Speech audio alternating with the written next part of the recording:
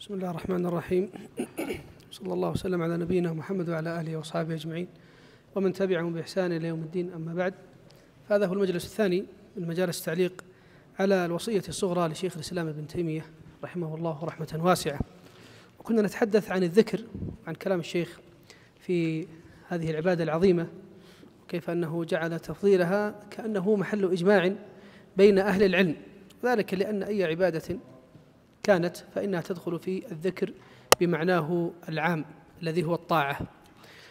وذكرنا شيئا من فضائل الذكر، ومن فضائله كذلك الثبات.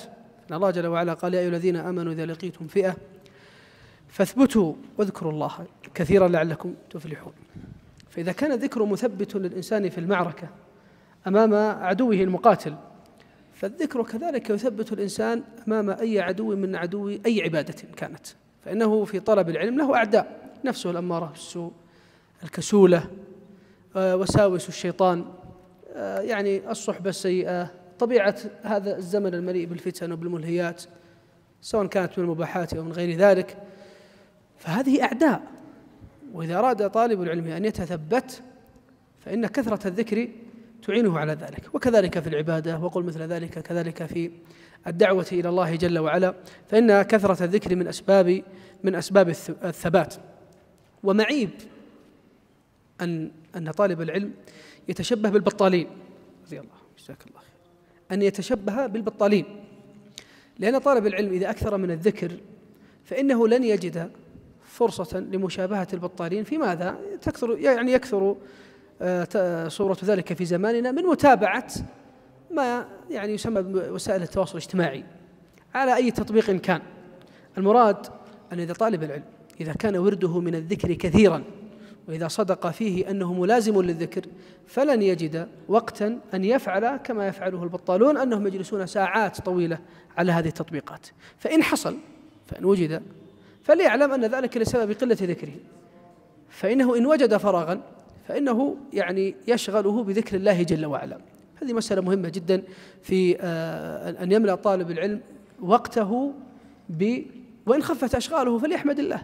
وناس كثر ابتلاهم الله بكثرة الأشغال، فوردهم من الصلاة قليل ووردهم من وقد من الله على الإنسان بوقت وفراغ والله سائله عنه يوم القيامة، بدل أن يستعمل ذلك في طاعة الله في الذكر وفي غير ذلك من العبادات يستعمله في، حتى وإن قلنا مباحات، حتى لو قلنا أنه سلم من أن يتابع شيئا مما يغضب الله عز وجل، هذا الوقت يتمناه كثير من الناس ممن ابتلي بدوام مضاعف ليغطي رزقه ورزق أولاده وذريته ومن بعد ذلك.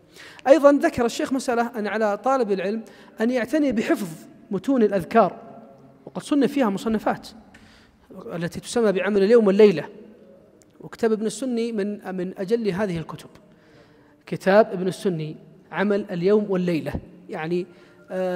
لو أن طالب العلم، علينا أن نحفظ هذه الكتب وأن نحفظ متونها وأن نعرف كيف تعامل معها السلف في مسألة المقبول والمردود والصحيح والضعيف، لهم في ذلك نفس يختلف من علم إلى علم. انظر إلى نفسهم في أحاديث الحلال والحرام يتشددون، انظر إلى نفسهم هم أنفسهم إذا تكلموا عن الترغيب والترهيب يتساهلون. لا يعني أن يأتون بالمناكير والموضوعات، ولكن دائرة القبول تكون أكثر اتساعا من كتب الحلال والحرام. كذلك الزهد، انظر إلى أحمد كيف ألف المسند وكيف ألف الزهد، هو نفسه رجل واحد. شرطه في المسند يقول ابن تيمية أن شرطه أشد من شرط أبي داود في المسند أحمد، ومع ذلك في الزهد تجد أنه أخف. كذلك أبو داود له كتاب السنن، وكذلك ألف في الزهد. وأمثال هؤلاء حتى في التفسير نجد أن لهم نفسا يختلف، وهذا ماثور عنهم أنهم قالوا إذا جاء الحلال والحرام تشددنا، إذا جاء مسألة الترغيب والترهيب وفضائل الأعمال تساهلنا. هم أنفسهم، فهذا هو من نفسهم في المصنفات، أنه يختلف من علم إلى علم. وكذلك بعض الكتب التي تكلمت عن أحكام الأذكار، مثل كتاب الوابل الصيب لابن القيم، كذلك كتاب فقه الأدعية والأذكار للشيخ عبد الرزاق البدر، كذلك نتاج الفكر في أحكام الذكر للشيخ عبد الله بن مانع الروقي. هذه الكتب تتحدث عن الأذكار وعن معانيها وعن شيء من أحكامها، فينبغي العناية بمثل هذا. لأنه من أعظم ما يسير به الإنسان إلى الله عز وجل. الشاهد يعني أن سعيد بن جبير، أظني قلت أنا سعيد بن مسيب، له سعيد بن جبير روى وكيع عنه أو ابن مبارك في الزهد أنه كان يقول الذكر هو طاعة الله، فمن أطاع الله فقد ذكر. هذا المعنى الذي يقصده شيخ الإسلام، الذكر بمعناه العام الذي هو الطاعة، كل طاعة فهي ذكر لله، إما بلسان الحال وإما بلسان المقام. فيقول سعيد بن جبير من ذكر الله فقد أطاعه، ومن لم يطع الله فليس بذاكر وإن أكثر التسبيح وتلاوة القرآن. يكثر من التسبيح وقراءة القرآن وليس بذاكر، لأنه في الأمور الأخرى يعني فهذا هو الذكر بمعناه العام الذي قصده شيخ الإسلام رحمه الله رحمة واسعة. نعم. ثم من ضمن الأسئلة كما تعلمون سأله عن أفضل المكاسب، يعني كيف يتكسب طالب العلم، كيف يسترزق مصدر الدخل وإلى غير ذلك. نعم. فأجاب قال رحمه الله: وأما أرجح المكاسب فالتوكل على الله والثقة بكفايته وحسن الظن به، وذلك أنه ينبغي للمهتم بأمر الرزق أن يلجأ فيه إلى الله ويدعوه، كما قال سبحانه وتعالى فيما يأثر عنه نبيه صلى الله عليه وسلم: يا عبادي كلكم جائع إلا من أطعمته فاستطعموني أطعمكم، يا عبادي كلكم عار إلا من كسوته فاستكسموني أكسكم. وفيما رواه الترمذي عن أنس رضي الله عنه قال رسول الله صلى الله عليه وسلم: ليسأل أحدكم ربه حاجته كلها حتى شسع نعله إذا انقطع فإنه إن لم ييسره لم يتيسر. وقد قال الله سبحانه وتعالى في كتابه العزيز: واسألوا الله من فضله. وقال تعالى: فإذا قضيت الصلاة فانتشروا في الأرض وابتغوا من فضل الله. وهذا وإن كان في الجمعة فمعناه قائم في جميع الصلوات. ولهذا والله أعلم أمر النبي صلى الله عليه وسلم الذي يدخل المسجد أن يقول: اللهم افتح لي أبواب رحمتك، وإذا خرج أن يقول: اللهم إني أسألك من فضلك. وقد قال الخليل صلى الله عليه وسلم: فابتغوا عند الله الرزق واعبدوه واشكروا له. وهذا أمر، والأمر يقتضي الإيجاب،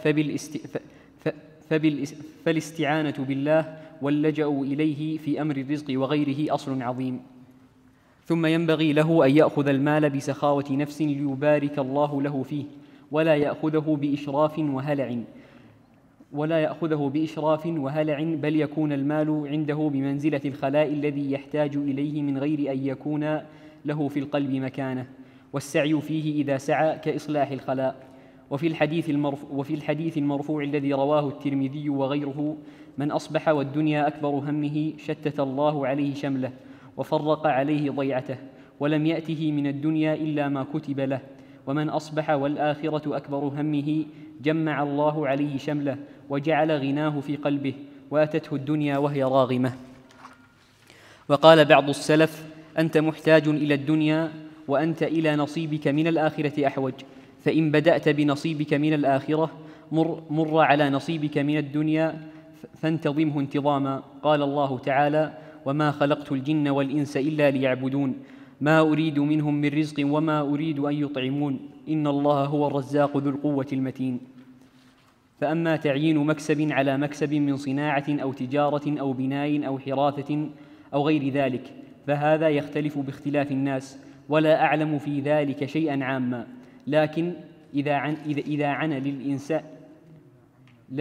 عن للإنسان جهة فليستخر الله تعالى فيها الاستخارة المتلقاة عن معلم الخير صلى الله عليه وسلم، فإن فيها من البركة ما لا يحاط به، ثم ما تيسر له، فلا يتكلف غيره إلا أن يكون فيه كراهة شرعية.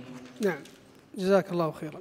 إذن الشيخ هنا يتكلم عن مسألة الرزق والتوكل والتكسب وطلب المعيشة، وهو أمر لا ينفك عن الناس عموما وطلبة العلم من الناس، وذكر يعني عدد من النصوص العظيمة، قوله جل وعلا في الحديث الذي يرويه عنه النبي صلى الله عليه وسلم في الحديث القدسي: يا عبادي كلكم جائع إلا من أطعمته فاستطعموني أطعمكم، يا عبادي كلكم عار إلا من كسوته فاستكسوني أكسكم. وكذلك ما رواه الترمذي عن أنس أن النبي عليه الصلاة والسلام يقول: يسأل أحدكم ربه حتى حاجته كلها حتى شسع نعله أو نعله، فإذا انقطع فإنه لم ييسره لم يتيسر. وقول الله جل وعلا: أسأل الله من فضله، وكذلك قول إبراهيم، إلى غير ذلك من الأشياء التي تدل فعلا على أن الإنسان لا بد له من أن يحقق مسألة التوكل على الله عز وجل. ونحن في زماننا هذا نجد صعوبة عظيمة. لماذا؟ طبيعة الرواتب تنافي مسألة التوكل. سابقا قريب، أنا نتحدث عن آبائنا وأجدادنا، كان إذا أحد منهم تدين دينا فإنه ينطرح بين يدي الله. لماذا؟ ليس عنده مصدر ثابت، فإذا حبست السماء مثلا ولم تخرج الأرض النبات كيف يسدد عنه الدين؟ فيحققون من التوكل ما نجد صعوبة فيه الآن.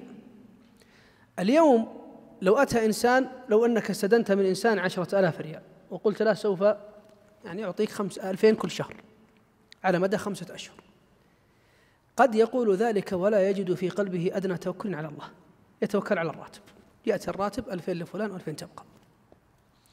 ولذلك يقول بعض السلف: إذا ظن الإنسان أنه في بيته ليس بحاجة إلى الله كما يحتاج إلى الله الذي في بطن الحوت في البحر فما عرف الله. يعني نحن نحتاج إلى الله دائما وأبدا. الإشكال في الاستشعار، يعني هل يوجد أحد حاجته إلى الله أشد من فلان الآخر، وأن فلان لا يجد أنه محتاج إلى الله؟ لا يمكن، الجميع محتاج إلى الله بنسبة 100%، ولكن الإشكال هو في مسألة الاستشعار. فالناس في هذا الزمان مبتلون، لأن أصبحت الوظيفة هي الغالب، كانت الوظيفة استثناء لا تعرف إلا في العسكر، في الجند والقضاء في القرون السابقة.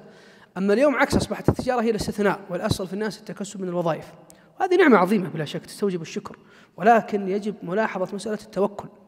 مسألة التوكل أن الإنسان حتى وإن كان له راتب معلوم شهري، يعرف ماذا له وماذا لبيته وماذا للناس وماذا لمن تدين منهم، أيضا هو يعلم أنه محتاج إلى الله مثل حاجة ذلك الإنسان الذي لا يجد عنده دخلا ثابتا وعنده من الديون. مسألة التوكل في هذا الزمن من المسائل الدقيقة التي قد يعاني الإنسان في تتبعها.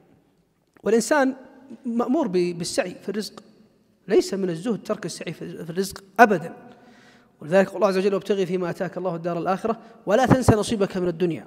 وأن كنا والله المستعان نعكس، يعني نبتغي فيما أتانا الله الدنيا ولا ننسى نصيبنا من الآخرة. يعني بعضهم قد يقتصر على الفرائض وعلى كذا، نسأل الله أن لا يجعلنا من هؤلاء، ولكن المراد أن الإنسان لا ينسى نصيبه من الدنيا ولا بد له أن يسعى.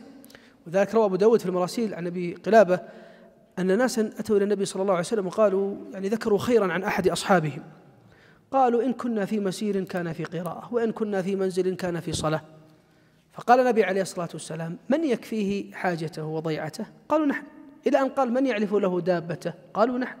قال: كلكم خير منه. ما هكذا طريق الأنبياء والصالحين. الإنسان يظن أن الزهد أن يكون عالة على الناس، ليس هذا هو طريق السنة في الزهد. ولذلك النبي عليه الصلاة والسلام كما قالت عائشة: كان يحلب الشاة بنفسه وعنده من يخدمه، ومع ذلك كان يقوم على شؤونه بنفسه.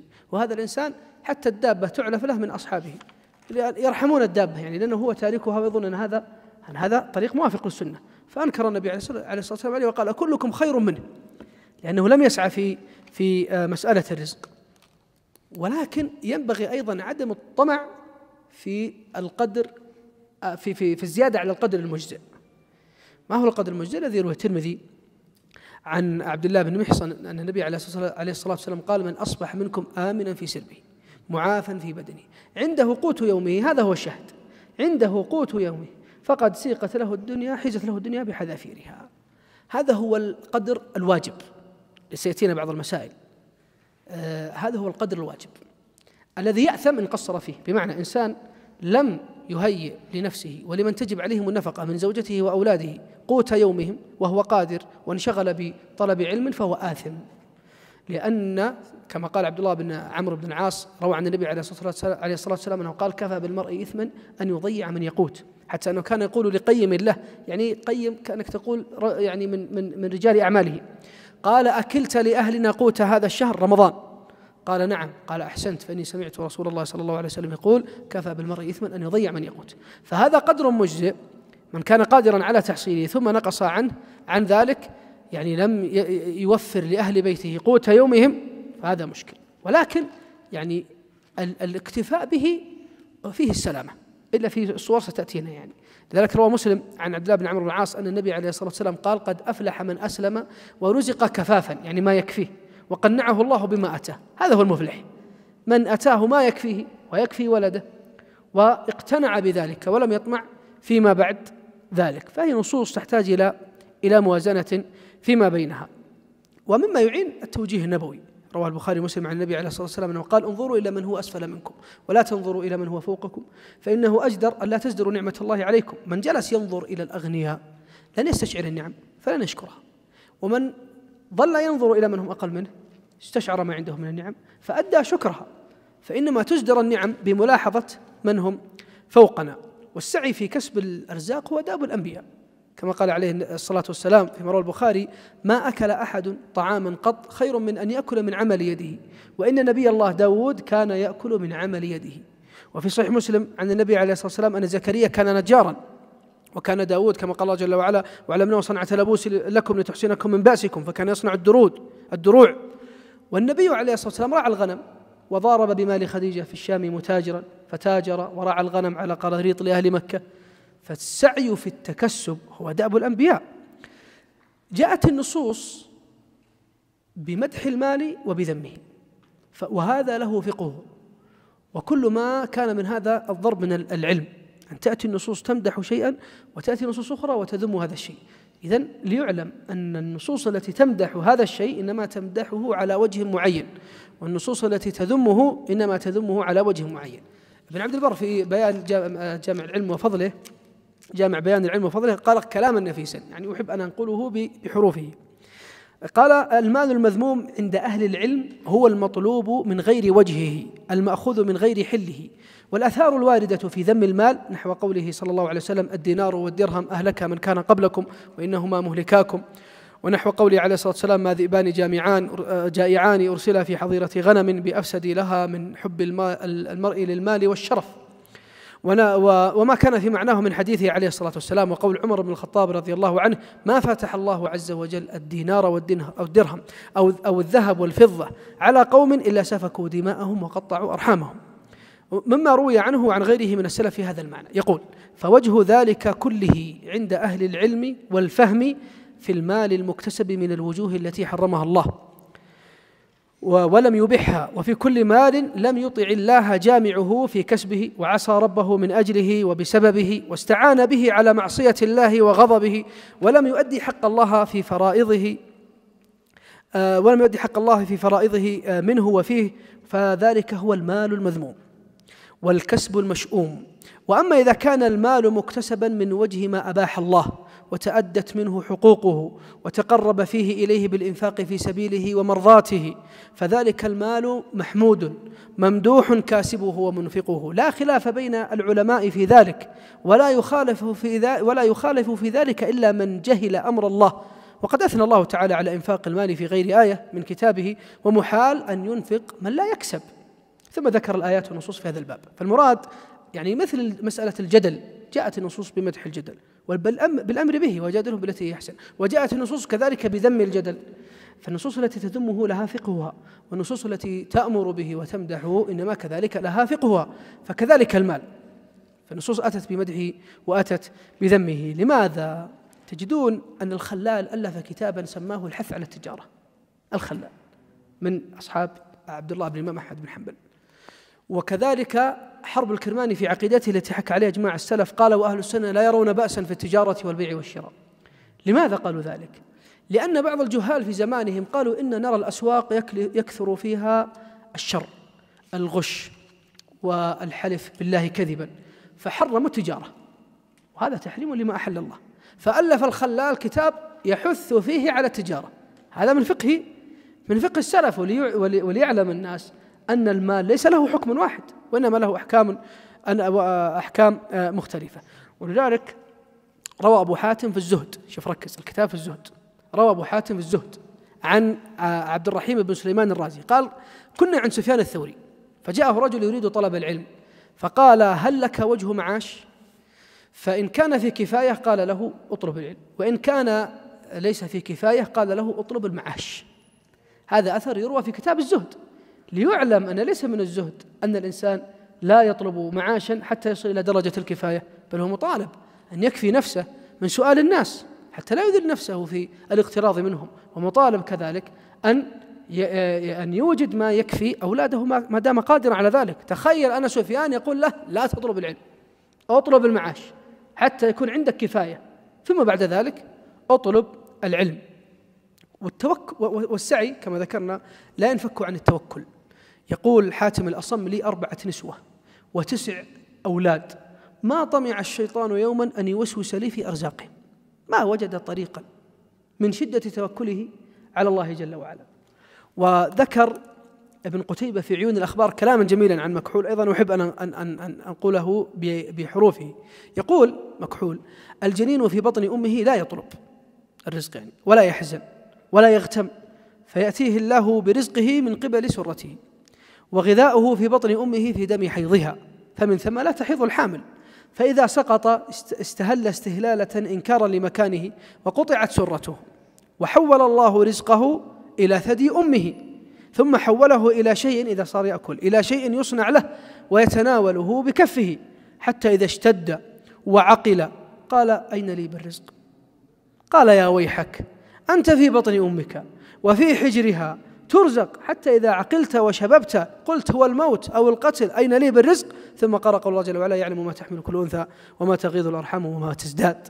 هذه مسألة مهمة جدا، مسألة التوكل في الذي رزقك وأنت في بطن أمك، والذي رزقك وأنت في حجرها هو سيرزقك فيما بعد ذلك. المسألة مسألة التوكل، والتوكل مرتبط بمعرفة الله. أكثر الناس توكلا على الله هم أكثر الناس معرفة بالله. ذلك يقول جاء في القناعة والتعفف لابن أبي الدنيا عن أبي حازم أنه يقول: كيف أخشى الفقر ومولاي له ما في السماوات وما في الأرض وما بينهما وما تحت الثرى؟ كيف أخاف الفقر؟ معرفته بالله أورثت عنده توكلا.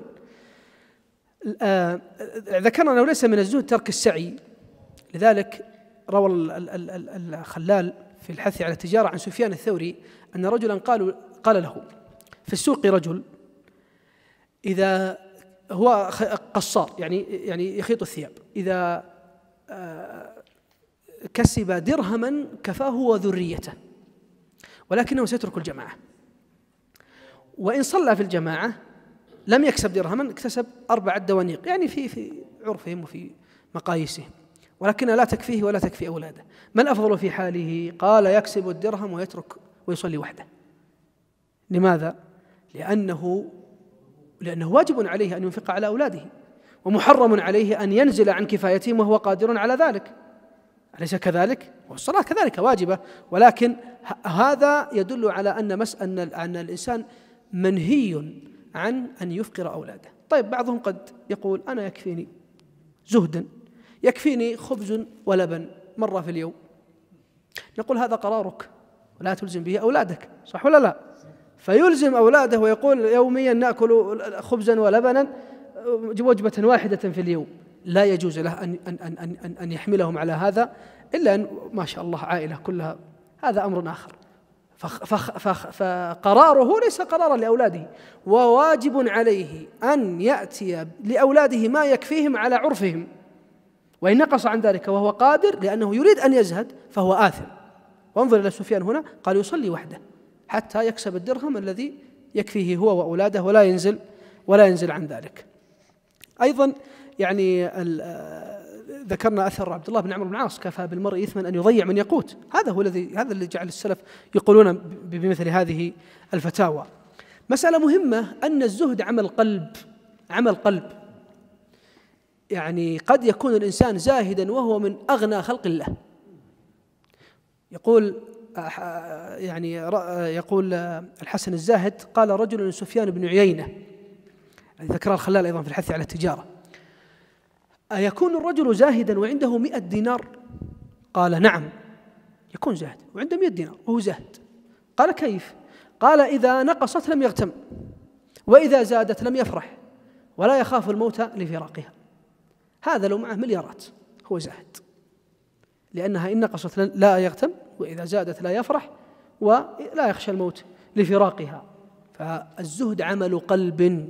قد تجد إنسان فقير وهو طماع، وتجد الإنسان غني معه الملايين ومع ذلك هو زاهد. ولا يمنع القسمة الرباعية، قد يوجد غني أيضا ليس بزاهد، وقد يوجد فقير زاهد، لا بأس، ولكن المقصد أن الزهد عمل قلب. أيضا لا يمتنع أن يوفق أحيانا طالب العلم أن يقرن بين التجارة والتكسب وطلب العلم. يقول أبو بكر المروذي: سألت أبا عبد الله أحمد بن حنبل قلت: سفيان لماذا ذهب إلى اليمن؟ اختلفوا لماذا ذهب اليمن، هل ذهب للتجارة أو لأخذ حديث معمر بن راشد؟ فقال: سألت أبا عبد الله أحمد بن حنبل قلت: سفيان ذهب لليمن، سفيان الثوري، لماذا ذهب لليمن؟ قال: ذهب للتجارة وللقي معمر، كلاهما ذهب لطلب العلم، فقرن بين طلب العلم وبين تكسبه. هنا أيضا مسألة ما حكم حب المال. حب المال حكمه حكم الغاية، تعلمون أن المال وسيلة ليس غاية، فحكمه حكم غايته. لذلك يقول سعيد بن المسيب كما روى ابن أبي الدنيا في إصلاح المال: لا خير في من لا يحب المال. هذا ما في خير، لكن لا نكمل الأثر، يعني البتر مشكلة. قال: لا خير في من لا يحب المال ليؤدي عنه أمانته ويصل رحمه ويستغني به عن خلق ربه. فإذا قال الإنسان: والله أنا أجد في نفسي حبا للمال، هل أنا آثم ولا لا؟ نقول: لماذا تريد حب المال؟ قال: والله حتى أسافر ويذهب إلى ديار الكفر أو حتى إلى ديار المسلمين التي يكثر فيها الفسق والتعري. حبك المال هذا حرام، لأن الغاية محرمة. لكن الإنسان يحب المال، قال: لماذا؟ قال: لا أخي، أحب أن أغتني عن الناس، ولا أريد أن أقترض، وعلي ديون أريد أن أسددها، ولدي رحم أريد أن أصلها، وأريد أن أنفق في سبيل الله. فحبه للمال هذه عبادة على هذا الوجه، فحكمه حكم غايته. ولكن بقيت مسألة: ماذا إن حصل تعارض؟ حصل تعارض بين الاستكثار من المال. أنا الآن نتكلم عن ما زاد عن القدر المجزئ، يعني فعلا في تعارض بين أن يطلب الإنسان العلم ويزيد على القدر المجزئ، أو أن يتعبد الله عز وجل ويزيد على القدر المجزئ. أهل الآخرة يقدمون أمور الآخرة بلا شك، لذلك روى ابن شيبة في مصنفه عن أبي هريرة: وأقبلت على العبادة. لكنه لم يترك القدر المجزئ الذي يكفيه هو أولاده، اللي نسميه يعني القدر الواجب، النفقة الواجبة، ما تركها، ولكن ترك الاستكثار وأقبل على العبادة، لأن فعلا حصل هناك تعارض، ولا شك أن التعارض أمر يعني لا بد منه. بقيت مسألة في النهاية: طالب العلم كغيره من الناس معرض للفقر، حتى وإن حقق التوكل واليقين، فإن كما يعني جاء عن عبد الله بن مسعود: إن الله لا يحمي عبده من الدنيا كما تحمون المريض. بعض الناس ما يناسبه الفقر، لا يناسبه، عفوا، بعض الناس لا يناسبه الغنى، لو طغى كما أيضا في الأثر: إن من عبادي من خلقته فقيرا لو أغنيته لطغى. وبعضهم عكس أيضا: خلقه الله غني لو فقر لطغى، سرق ونهب ونصب واحتال. ففي النهاية طالب العلم معرض للفقر، حتى وإن كان متوكلا متيقنا فهو من الناس. ذكر طبعا إن صبر على فقره فهذا يعني من أسباب دخول الجنة. وذكر اللالكائي أثرا عظيما جدا عن يزيد بن هارون رحمه الله شيخ الإمام أحمد بن حنبل، وأنا أيضا كذلك أحب أن أنقله بحروفه. يقول طبعا يرويه اللالكائي عن حوثرة بن محمد المنقل البصري قال: رأيت يزيد بن هارون الواسطي في المنام بعد موته ب4 ليال، فقلت له: ما فعل الله بك؟ قال: تقبل مني الحسنات وتجاوز عن السيئات ووهب لي التبعات. الله أكبر! وهل داروا في هذه الدنيا إلا لهذه النتيجة؟ قال: قلت له: وما كان بعد ذلك؟ قال: وهل يكون من الكريم إلا الكريم غفر لي ذنوبي وأدخلني الجنة. قلت: فبماذا نلت الذي نلت؟ قال: بمجالس الذكر وقول الحق. رحمه الله كان المأمون يريد أن يظهر قوله بخلق القرآن، فيسأل من حوله: ما فعل الله بيزيد بن هارون؟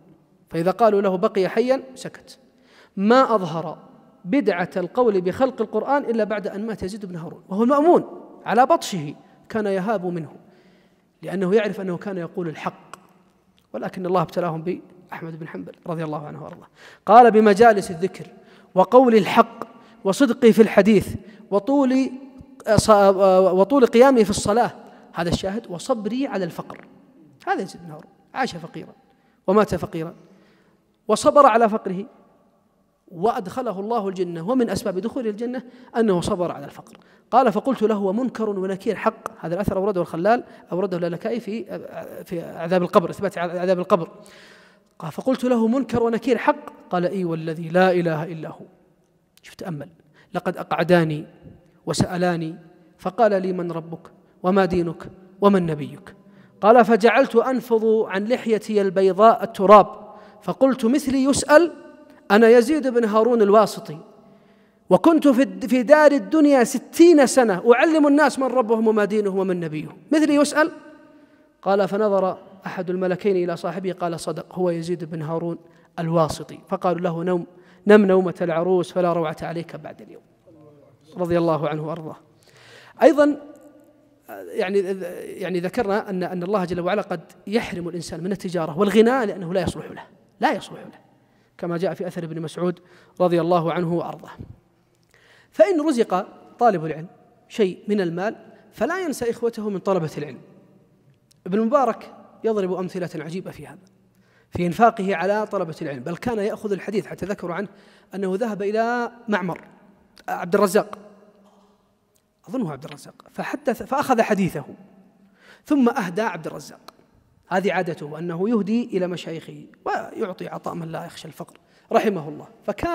فلما ركب على رحل أراد أن يعود إلى دياره جاءه رجل وحدثه بحديث عن عبد الرزاق، فظن ابن المبارك أنه قد حصل على كل حديث عبد الرزاق، قال: ما حدثني به عبد الرزاق.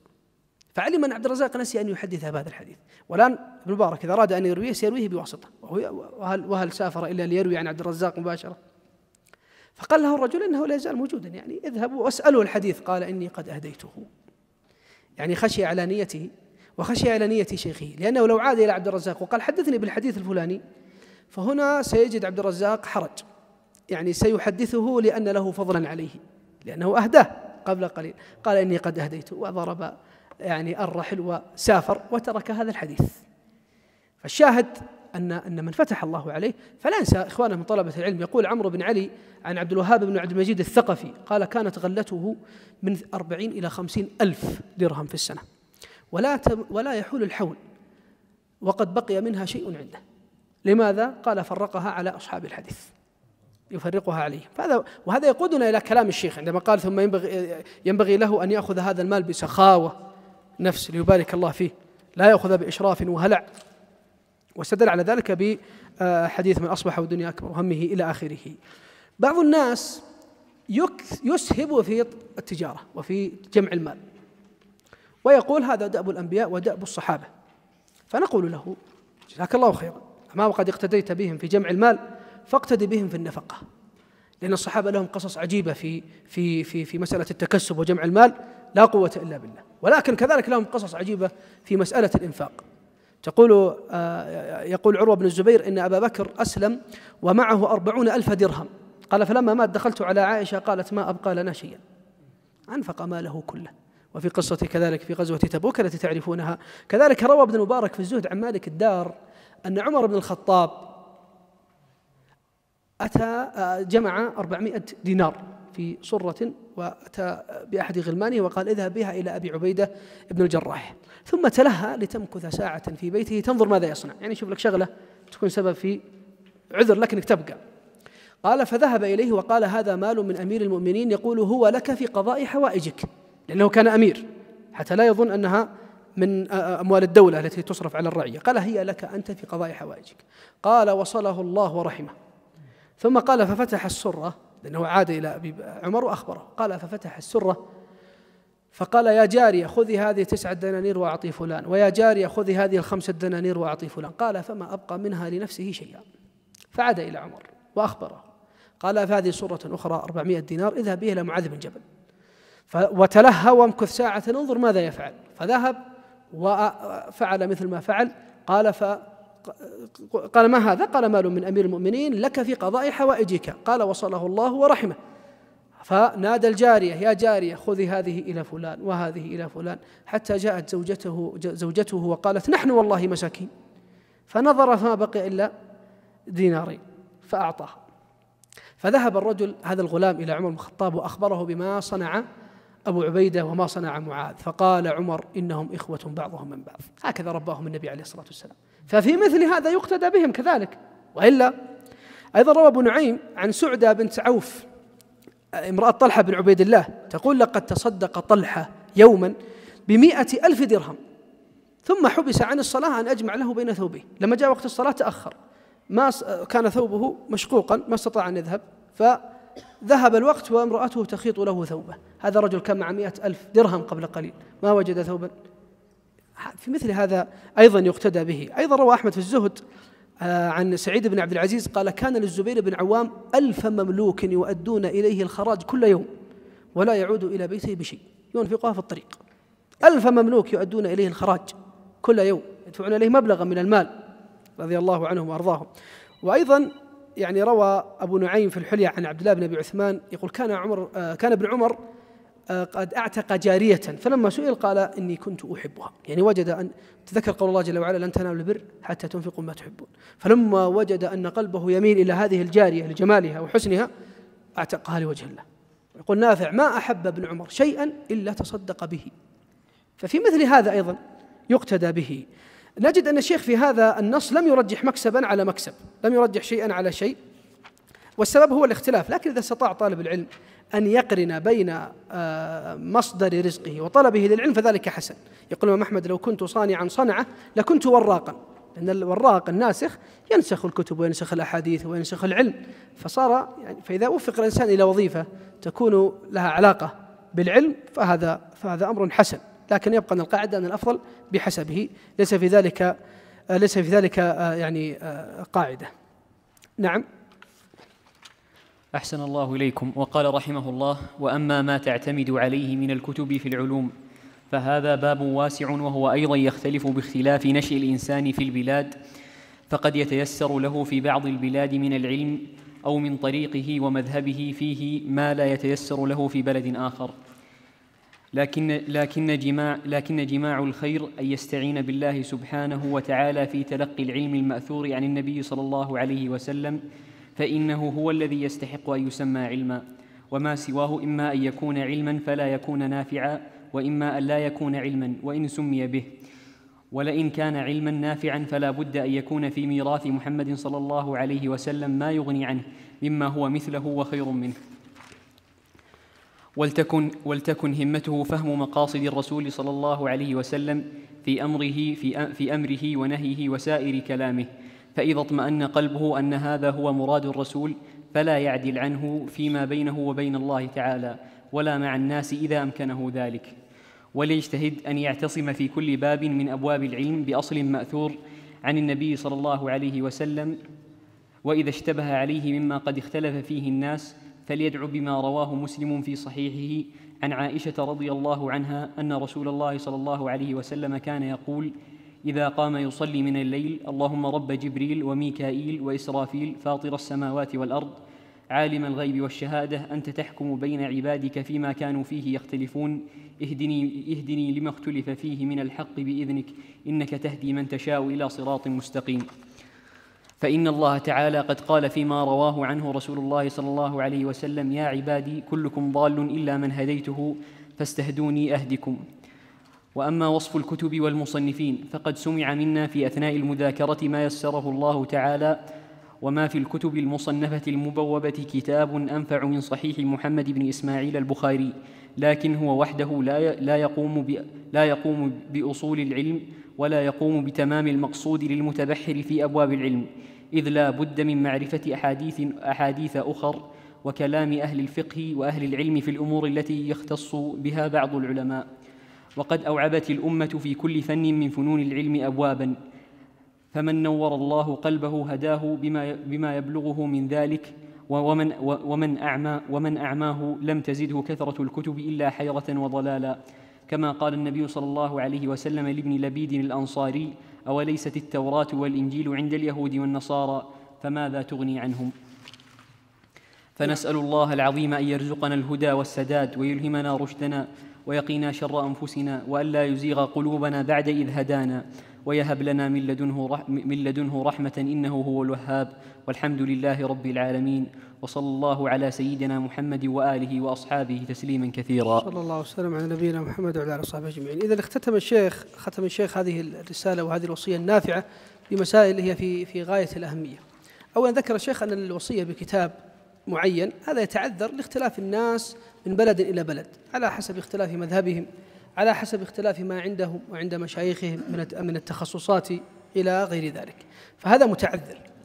لذلك على الإنسان أن يسأل في مثل هذا، أن يسأل علماء بلده فيسألهم بماذا يبدأ وبماذا ينتهي، بمن يثق منهم في علمه ودينه فيأخذ منهم ذلك. لكن ينبغي أن يعني أحب أن أشير هنا إلى مسألة مهمة. إذا قرأت في مناهج طلبة العلم، يعني مناهج كثيرة جدا، يعني متعددة متنوعة متفننة، أبدع الناس فيها أيما إبداع، لكن الحقيقة أن هناك منهجية قراءة في القرآن الكريم، والعجيب أنها غير موجودة في كثير من كتب مناهج طلب العلم. فمن قرأ فيه في مناهج يعني يختلفون في طريقتهم، ولكن نجد الله عز وجل قال: اقرأ باسم ربك الذي خلق الإنسان من علق، اقرأ وربك الأكرم الذي علم بالقلم علم الإنسان ما لم يعلم. أول ما يبدأ فيه طالب العلم في القراءة وطلب العلم بالله، أن يعرف الله بأسمائه وصفاته وأفعاله، لأن هذا العلم لك أن تتخيل أنه كان سببا في ضلال اليهود في أكثر من موضع في القرآن. يقول الله جل وعلا: من بعد ما جاءهم ما اختلفوا إلا من بعد ما جاءهم العلم، يعني كانوا ممتازين حتى جاءهم العلم. هل العلم سبب للضلال؟ لا، هو هاد، ولكنه إذا نزل على قلب خبيث زاد صاحبه خبثا. ولذلك كما يقول جندب بن عبد الله: كنا على زمن رسول الله فتيان حزاورة، كنا نتعلم الإيمان ثم نتعلم القرآن فنزداد به إيمانا. تعلم الإيمان، الإيمان علم يطلب، الزهد علم يطلب، التعرف على الله والعلم بالله علم يطلب. فلا يبدأ طالب العلم إلا بهذا النوع من العلوم، العلم الذي وهو علم العقيدة الذي يعرفه على الله بأسمائه وصفاته وأفعاله. فإن الله عز وجل قال لنبيه: اقرأ ماذا؟ اقرأ باسم ربك الذي خلق، فعرف الله بنفسه أنه هو الذي خلق الإنسان من علق، اقرأ وربك الأكرم الذي علم بالقلم علم الإنسان ما لم يعلم. فهذه مسألة مهمة ولا يختلف فيها بلد عن بلد، كل بلد مطالب بأن يتعرف على الله.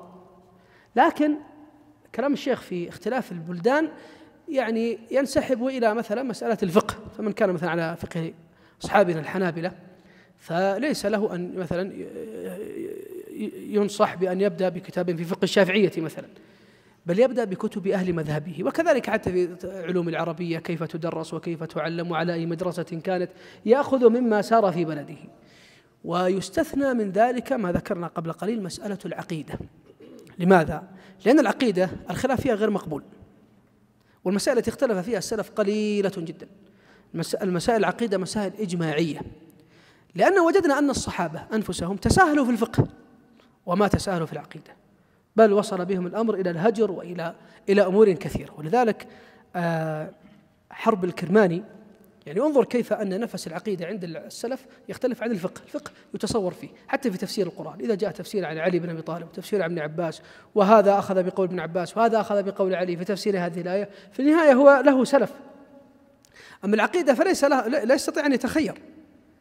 علم العقيدة علم كفينا بحثه ولله الحمد، ما نحتاج نبحث شيء، ما نحتاج إلا الاتباع، ما نحتاج إلا أن نعرف على ماذا كان عليه السلف في هذه المسألة ثم نتبعه، ولله الحمد لا نحتاج أن نبحث مسألة من الصفر كما يقول حرب في عقيدته التي حكى عليها الإجماع، قال هذه العقيدة عليها إجماع من لقيت من أهل العلم، منهم أحمد بن حنبل وإسحاق بن راهويه وسعيد بن منصور. هؤلاء حالهم كم لقوا من المشايخ وارتضوا هذه العقيدة التي ذكرها. كان منها أنه قال: ومن زعم أنه لا يرى التقليد هنا بمعنى اتباع السلف في العقيدة، لا يسحب عليه الحدود التي ذكرها الأصوليون بعد ذلك، هم لا يعرفون هذا، يعني هذه القيود التي فرضها علم الكلام. لا يقصد هنا التقليد من لا يرى أنه ملزم باتباع الصحابة في مسائل الاعتقاد.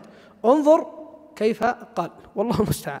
قال: ومن زعم أنه لا يرى التقليد ولا يقلد في دينه أحدا فهذا قول فاسق مبتدع عدو لله ولرسوله صلى الله عليه وسلم ولدينه ولكتابه ولسنة نبيه عليه السلام، إنما يريد بذلك إبطال الأثر وتعطيل العلم وإطفاء السنة والتفرد بالرأي والكلام والبدعة والخلاف، فعلى قائل، شوف هذا الكلام ما يقال في الفقه، قال فعلى قائل هذا القول عليه لعنة الله والملائكة والناس أجمعين، هذا من أخبث قول المبتدعة وأقربه إلى الضلالة والردى، بل هو الضلالة. هذا الكلام ما ينزل على الفقه، يعني مسائل الفقه الخلاف فيها معتبر، واختلف الصحابة في حياة رسول الله. فالعقيدة استثناء، لا يأتي إنسان أشعري ويقول كيف أطلب العلم في العقيدة، نقول اذهب إلى أهل بلدك وانظر ماذا يدرسون وادرس. لا، إنما يعني هذه المسألة لا يدخل فيها إلا تقليد السلف، فلا يوصى إنسان بعقيدة أهل بلده إن كانت مخالفة للكتاب والسنة. نعم. ثم ذكر يعني ذكر الشيخ وصايا عامة وما ذكر إلا صحيح البخاري، ومع ذلك ذكر أنه لا يكفي في طلب العلم، وهذه يعني فيها توجيهات عظيمة. لكن نجد أن السلف في الحقيقة يحرصون على مسألة حفظ القرآن. يعني ذكر الخطيب البغدادي في الجامع الأخلاق الراوي وآداب السامع عن وليد بن مسلم قال كنا إذا جلسنا إلى الأوزاعي فرأى فينا حدثا، يعني صبيا صغيرا، قال يا غلام قرأت القرآن؟ يعني حفظت القرآن؟ فإن قال نعم قال اقرأ يوصيكم الله في أولادكم، يعني يمتحنه لأنه موضع من المواضع الصعبة في القرآن. فإن قرأ قال يعني اطلب العلم، وإن لم يقرأ قال اذهب واقرأ القرآن، يعني احفظ القرآن ثم اطلب العلم. فلا يليق بطالب العلم أن يكون عنده باع في علوم الفقه ولا يحفظ القرآن ولا يستطيع أن ينتزع الآيات، والتقصير حاصل منا جميعا، ولكن يبقى بقية المجاهدة والاستصلاح، وفي الوقت سعة وفي الوقت مجال للإنسان. أيضا يقول أبو هشام الرفاعي قال كان يحيى بن يمان إذا جاءه غلام أمرد استقرأه رأس 70 آية من الأعراف يختبره، ورأس 70 آية من سورة يوسف وأول الحديث، فإذا قرأ هذه الآيات حدثه، وإذا لم يقرأ قال له احفظ القرآن، اقرأ القرآن ثم تعال إلينا بعد ذلك. فهذه مسألة مهمة، مسألة البداءة بحفظ القرآن وبضبطه وبإتقانه، هذه مسألة مهمة جدا ينبغي على طالب العلم أن يبدأ بها. ثم أشار الشيخ إلى أن العلم النافع هو العلم الموروث عن النبي عليه الصلاة والسلام، والله الذي لا إله إلا هو، والله الذي لا إله إلا هو، ما ترك لنا رسول الله صلى الله عليه وسلم شيئا لم يبينه. نشهد أنه بلغ الرسالة وأدى الأمانة، ونشهد أن الصحابة قد حملوا عنه العلم وبلغوه كما كان. لا نقول كما يقول أهل الضلال عندما قرروا في الاعتقادات أشياء بدعية وقلنا لهم لم يقررها الصحابة، قالوا بسذاجة وبقلة أدب إن الصحابة اشتغلوا بالجهاد والفتوحات وما اشتغلوا بتقرير هذه المسائل، يقصدوا مسائل الجوهر والعرض وعلم الكلام وإلى غير ذلك من هذه الأمور من الضلالات. هذا طعن في الصحابة أنهم ما نقلوا لنا الدين، وطعن كذلك في بيان وبلاغ رسول الله. لا يوجد مسألة في العقيدة إلا وقد بينها النبي صلى الله عليه وسلم خير بيان. ولذلك يعني كما يقول ابن تيمية في الحموية، ابن تيمية في الحموية يوجه أسئلة يعني مدمرة لأمثال هؤلاء. الآن أليس أن النبي عليه الصلاة والسلام قد بين خير بيان؟ فما الحاجة إلى علم الكلام، إلى علم المنطق؟ ما الحاجة إليه؟